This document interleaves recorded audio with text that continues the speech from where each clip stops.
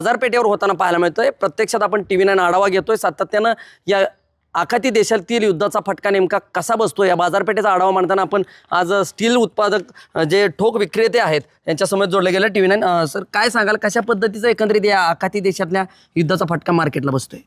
युद्धाच्या परिस्थितीमुळे आज राजुरी स्टीलसारख्या ब्रँडेड स्टीलमध्ये 4 ते 5 रुपये किलोची म्हणजे 4 ते 5 हजार रुपये टनची वाढ झालेली आहे।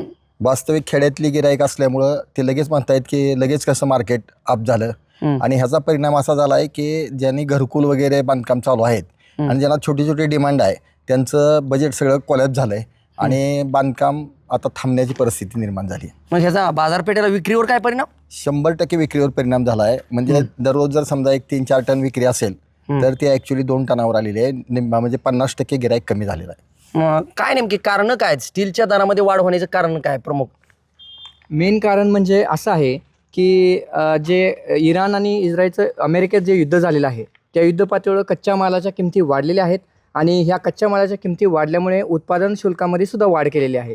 त्यामुळे ग्राहकांची भागदौड चाललेली आहे की आता 5 रुपये किलो जर वाढला असेल तर त्यांनी घर बांधण्याचं स्वप्न कसं बघावं। साधारण यापूर्वी काय दर होता आणि आता सध्या काय बाजार? पहिला रेट 55-56 रुपये किलो होता, तो आता 60-61 रुपये झालेला आहे। साधारण 5 रुपयाची वाढ आहे। विक्रीवर परिणाम? 100% विक्रीवर परिणाम झालेला आहे। 50% गिराईक कमी झालेला आहे। आपल्या समेत हे ग्राहक देखील आहेत। कुठलं आहे तुम्ही, गाव काय आणि एकंदरीत परिस्थिती काय? मी लोंढेवाडीच आहे। मी सुरुवातीला स्टील घेताना 55-56 रुपयाने घेतलं, पण आता 5 रुपये वाढ झाली म्हणजे टनामागे 5,000 रुपये वाढलेले आहेत। त्यामुळे आता मला बंद ठेवायचे पाळी आलेले बांधकाम। 5,000 वाढले म्हणजे खर्च वाढला ना बांधकामाचा, त्यामुळे आता पूर्णपणे बांधकाम माझं बंद आहे।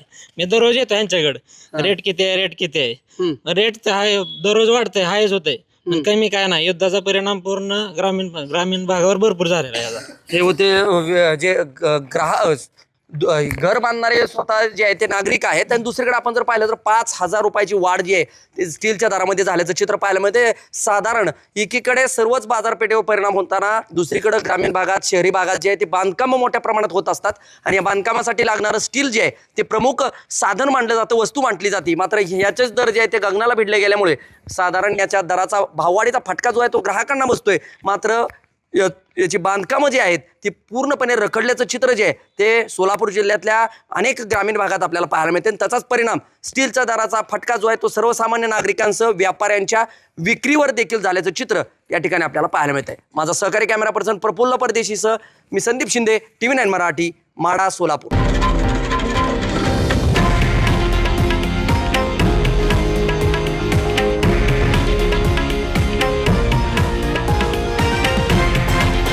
हे आहे देशातील नंबर 1 न्यूज नेटवर्क आणि आपण पाहत आहात TV9 मराठी, एकमेव।